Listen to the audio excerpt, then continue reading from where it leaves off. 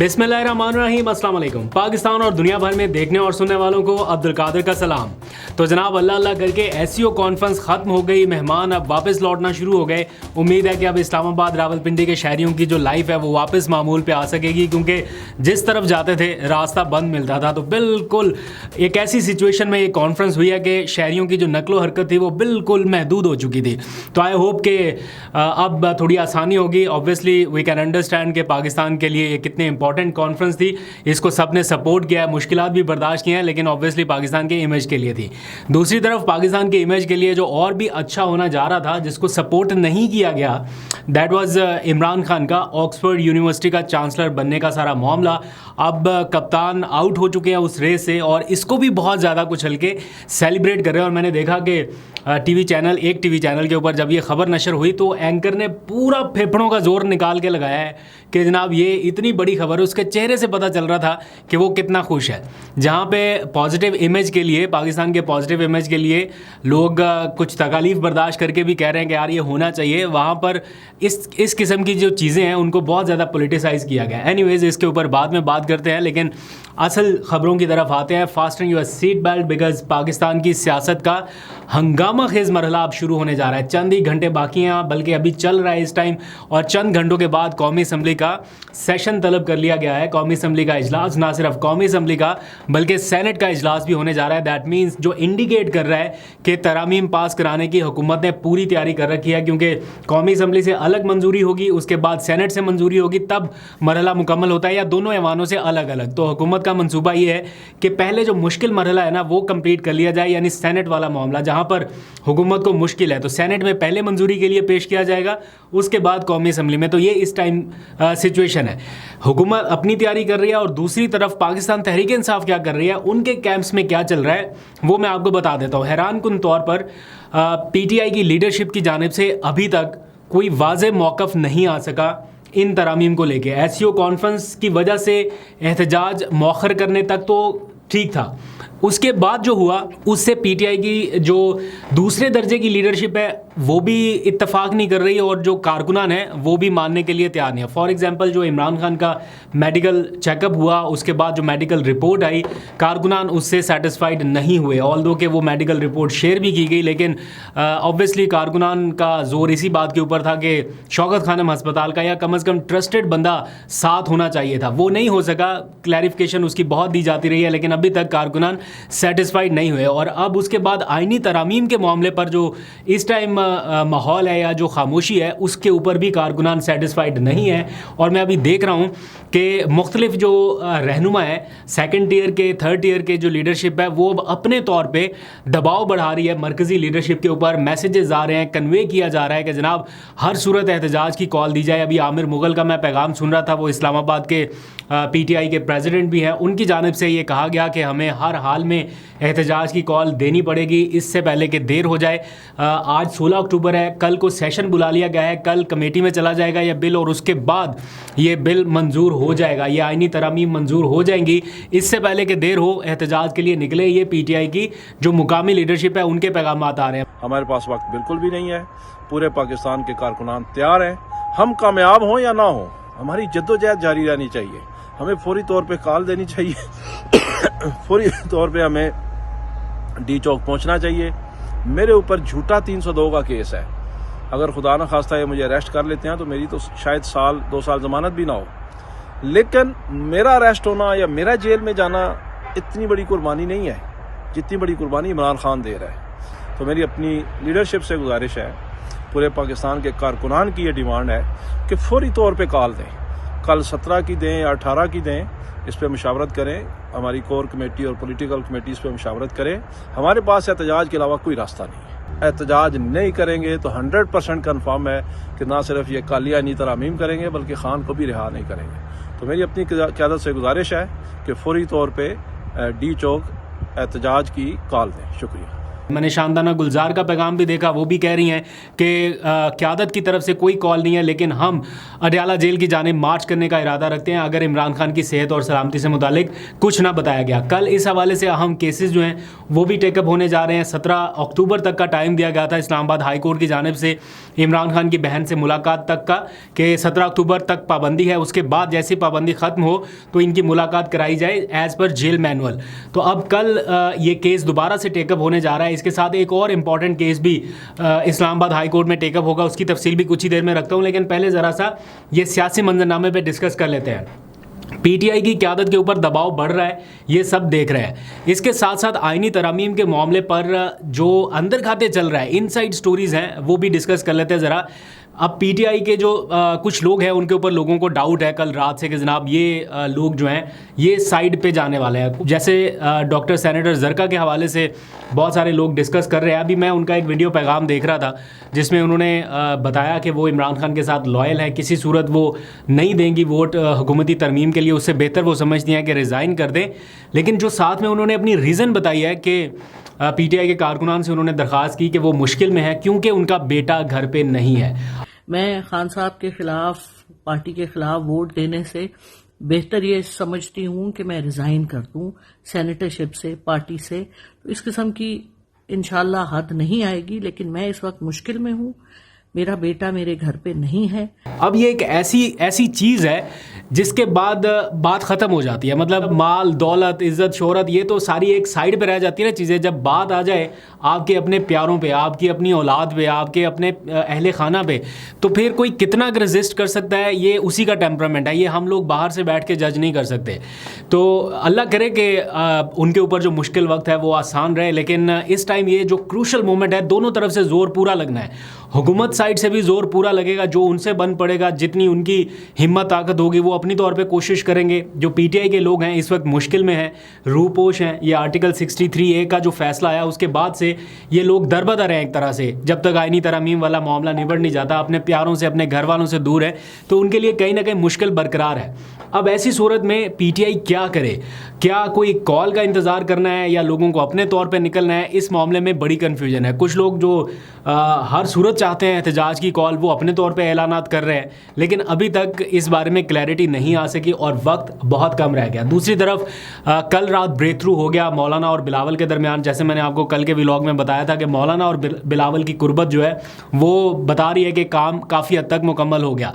लेकिन अब जो है सबकी नज़रें इस वक्त लाहौर में होने वाली मुलाकात पे है, जो बिलावल, मौलाना और नवाज शरीफ के दरमियान होनी है। आइडियल सिचुएशन क्या हो सकती है अगर नवाज शरीफ साहब भी इत्तफाक करते हैं? तो मौलाना के मुसवदे के करीब करीब इत्तफाक होगा, यानी आईनी अदालत नहीं बनेगी, फेडरल कॉन्स्टिट्यूशनल कोर्ट अलग से नहीं बनेगी। दैट मीन्स के काजी फाइज ईसा साहब जा रहे हैं, वो नहीं स्टे कर पाएंगे।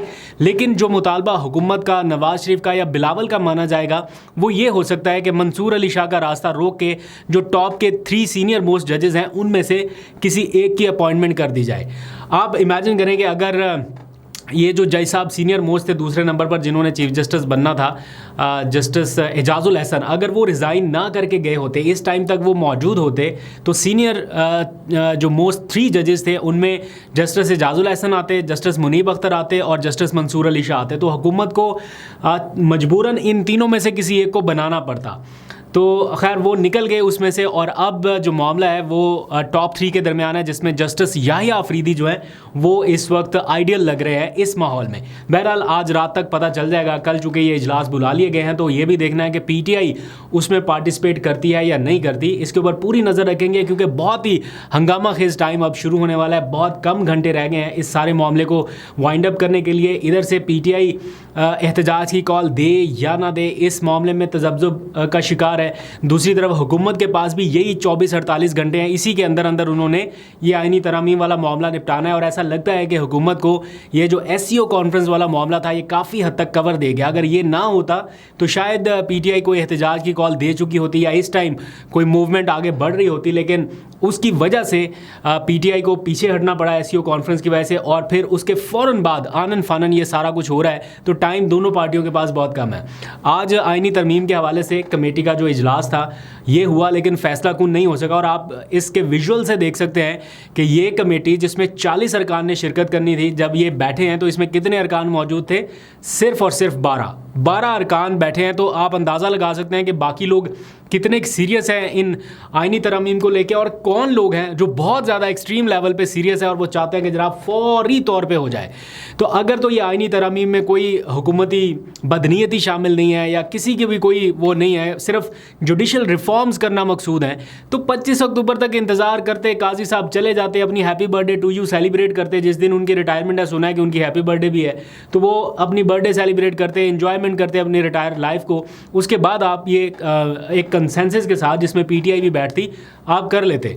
लेकिन चूंकि ये खौफ है कि कहीं इलेक्शन खुल ना जाए, कहीं आइंदा इलेक्शन की तैयारियां ना शुरू हो जाएं, और भी बहुत सारे मसले मसाइल हैं हुकूमत को, ट्रिब्यूनल्स वाला है। फिर अगर खुदा न खास्ता कोई ऐसा ट्रिब्यूनल खुल गया, हुकूमत को लगता है कि जिसमें कोई बड़ी विकेट गिर गई, तो कितनी बदनामी होगी, फिर हुकूमत सस्टेन कर पाए ना कर पाए। तो ये सारी चीज़ें हैं। तो इसलिए बस ये है कि जनाब कोई ऐसा, अगर टॉप 3 में से मैं कहता हूँ जस्टिस याहिया अफरीदी भी आ जाए, तो क्या वो बिल्कुल सरेंडर करके बैठ जाएंगे? वो कहेंगे कि जनाब जो हुकूमत कहेगी मैं वो करूँगा? मेरा नहीं ख्याल कि वो ऐसा करेंगे।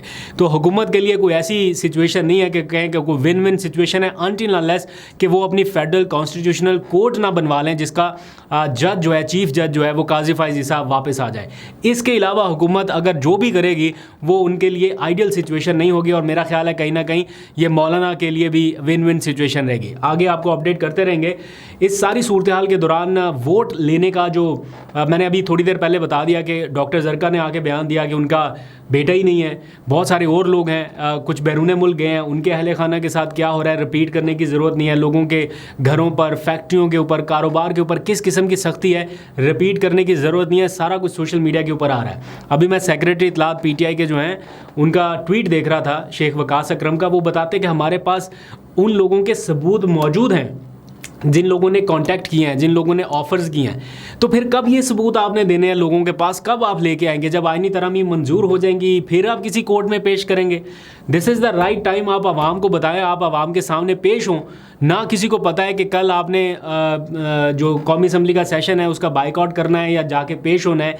तो क्लैरिटी तो अपने लोगों को दें। अगर इमरान खान बाहर होते तो इस टाइम तक वो बहुत सारी चीज़ें अनाउंस कर चुके होते, लोगों को बता चुके होते, पॉलिसी स्टेटमेंट आ चुका होता। लेकिन अभी थोड़े से पॉलिसी स्टेटमेंट, पॉलिसी गाइडलाइंस, इनका फुकदान पीटीआई के कैंप में ज़रूर नज़र आ रहा है। लेकिन थोड़ा सा एहतियात करनी पड़ेगी आपको फेक न्यूज़ से, एग्जैजरेटेड न्यूज़ से। कुछ लोग आके आपको बताते हैं ना जनाब ये भी कंप्रोमाइज़, ये भी कंप्रोमाइज़, वो भी बिक गया, ये भी चला गया। तो ये सारी खबरें जो हैं इस टाइम ये मायूसी फैलाने वाली है, ये पीटीआई के कैंप को और कमज़ोर करने वाली बात है। तो लेट्स सी पीटीआई इससे कैसे टैकल करती है। अब आ जाइए ज़रा, इमरान खान साहब जो ऑक्सफोर्ड यूनिवर्सिटी की रेस से बाहर हो गए, बहुत सारे लोग डिसअपॉइंट ज़रूर हुए होंगे। आज जुल्फ़ी बुखारी ने ट्वीट करके उन लोगों से माजरत भी की कि उन्होंने अपने तौर पर बहुत अटैम्प्ट की, बहुत कोशिश की, लेकिन ऐसा हो नहीं सका। ऑब्वियसली बहुत ज़्यादा इसको कंट्रोवर्शियल बना दिया गया। ये एससीओ कॉन्फ्रेंस के मामले पे तो सारे लोग कहते हैं ना मुल्क की इमेज का मामला, मुल्क के इमेज का मामला। हम बिल्कुल समझते हैं मुल्क के इमेज का मामला। तो ऑक्सफोर्ड यूनिवर्सिटी में अगर किसी पाकिस्तानी की नुमाइंदगी होती तो क्या ये मुल्क का इमेज बेहतर नहीं करता? लेकिन वहाँ जा के पम्फलेट बांटे गए, वहाँ पर जा के बताया गया कि जनाब ये पता नहीं क्या है, ये सज़ा याफ्ता है, ये कैदी है, ये मुजरिम है, ये रेप अपॉलॉजिस्ट है, पता नहीं सो ऑन क्या क्या वहाँ पे डिस्कशन हुई। बहरहाल जुल्फ़ी बुखारी ने अपने तौर पे जान मारी है, बहुत कोशिश किया, और वो अभी भी कॉन्फिडेंट है कि उनके बॉक्स में या उनके बैग में अभी सरप्राइजेस बाकी हैं। तो आने वाले दिनों में आपको और बहुत कुछ इस तरह का देखने को मिलने वाला है, तो तैयार रहिए। उन्होंने कोशिश की, इमरान खान ने अपने तौर पर उन्हें ये कहा था कि हर तरह से कानूनी तरीका जाँच लें, अगर ये पॉसिबल है तो करें। इमरान खान ने कह दिया था कि अगर हो गया तो पाकिस्तान की इज़्ज़त है, ना हुआ तो मेरा क्या है। इमरान खान का इस टाइम स्टेक पे क्या है? क्या वो चांसलर बन जाते तो उनको सीधा उठा के यहाँ जेल से यूनिवर्सिटी पहुँचा देना था? ऐसा नहीं होना था। लेकिन फिर भी एक इमेज की बात थी, बहुत सारे लोग खुश हैं इस बात पे, तो चले वो खुशियाँ मनाते रहे। अब आ जाइए ज़रा इस्लामाबाद हाई कोर्ट के कुछ फ़ैसले, कुछ अहम डिसीजंस जो होने जा रहे हैं कल, या केसेस टेकअप होने जा रहे हैं। इमरान खान से मुलाकात नहीं होने दी जा रही, ये केस टेकअप होने जा रहा है कल इस्लामाबाद हाई कोर्ट में। उनकी जो बहन है नौरीन नियाज़ी, उनकी एप्लीकेशन के ऊपर समाअत हुई थी पहले, और ये कहा गया था कि 17 अक्टूबर के बाद उनको जेल मैनुअल के मुताबिक उनकी मुलाकात कराई जाए। तो आज मैं देख रहा था ये केस जो है वो शामिल है कल सुने जाने वाले केसेस में। तो देखते हैं कि chief justice Islamabad high court के जो आमिर फ़ारूक साहब हैं वो क्या डायरेक्शन देते हैं। क्या ये इमरान खान साहब की इनकम्युनिकेटो का सिलसिला लंबा होने वाला है या ये सिर्फ SCO कॉन्फ्रेंस और आइनी तरमीम तक महदूद था। अगर आइनी तरमीम तक भी महदूद था तो मुझे लगता है कि 2 दिन और इमरान खान साहब की कोई कम्युनिकेशन नहीं होने जा रही, इस कम्युनिकेशन का ब्लैकआउट रहेगा।